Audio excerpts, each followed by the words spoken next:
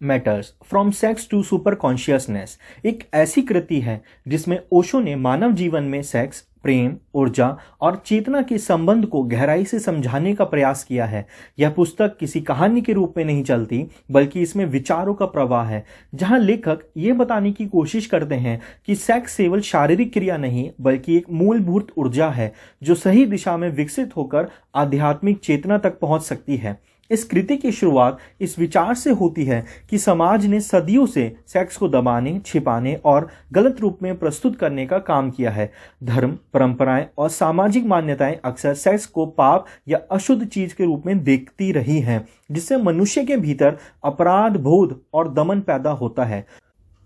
ओशो के अनुसार यह दमन ही मनुष्य के मानसिक तनाव, विकृतियों और असंतुलन का मुख्य कारण है। वह कहते हैं कि जब किसी प्राकृतिक ऊर्जा को दबाया जाता है तो वह नकारात्मक रूप में बाहर आती है। ओशो इस पुस्तक में यह स्पष्ट करते हैं कि सेक्स जीवन की सबसे मूल ऊर्जा है। यह वही शक्ति है जो सृजन का आधार है, लेकिन उनका मुख्य तर्क यह है कि यदि इस ऊर्जा को केवल शारीरिक स्तर पर ही जिया जाए तो यह सीमित रह जाती है। अगर इसे समझदारी, जागरूकता और ध्यान के साथ जिया जाए तो यही ऊर्जा धीरे धीरे उच्च स्तर की चेतना में परिवर्तित हो सकती है।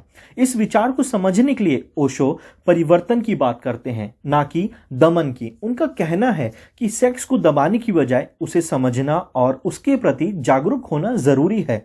जब व्यक्ति बिना अपराध बोध के पूरी जागरूकता के साथ इस ऊर्जा को स्वीकार करता है, तब वह धीरे धीरे प्रेम में बदलती है और प्रेम आगे चलकर ध्यान और आध्यात्मिक अनुभव में परिवर्तित हो सकता है। पुस्तक में यह भी बताया गया है कि प्रेम और सेक्स में अंतर क्या है।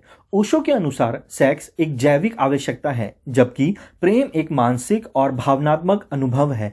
जब सेक्स में संवेदनशीलता, समझ और गहराई जुड़ जाती है, तब वह प्रेम का रूप ले लेता है, और जब प्रेम में ध्यान और जागरूकता जुड़ जाती है, तब वह आध्यात्मिक अनुभव बन जाता है। इस प्रकार यह पूरी यात्रा सेक्स, लव, मेडिटेशन और सुपर कॉन्शियसनेस के रूप में प्रस्तुत की गई है।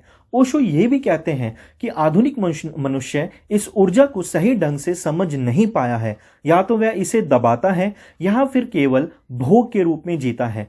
दोनों ही स्थितियां अधूरी हैं।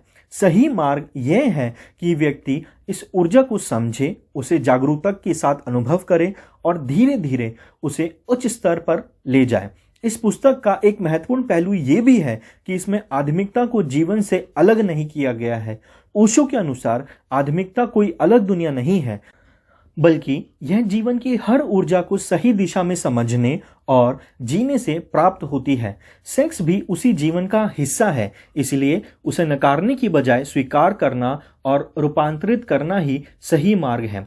अंततः यह कृति इस विचार पर समाप्त होती है कि मनुष्य के भीतर अपार संभावनाएं हैं और उसकी मूल ऊर्जा जो सेक्स के रूप में प्रकट होती है, उसे उच्चतम चेतना तक ले जा सकती है। लेकिन इसके लिए जरूरी है कि व्यक्ति अपने भीतर जागरूकता, समझ और संतुलन विकसित करे। इस प्रकार सेक्स मैटर्स केवल सेक्स के बारे में नहीं, बल्कि यह मानव चेतना की यात्रा की एक गहरी दार्शनिक व्याख्या है, जो व्यक्ति को अपने भीतर की ऊर्जा को समझने और उसे उच्चतर स्तर पर ले जाने के लिए प्रेरित करती है। धन्यवाद।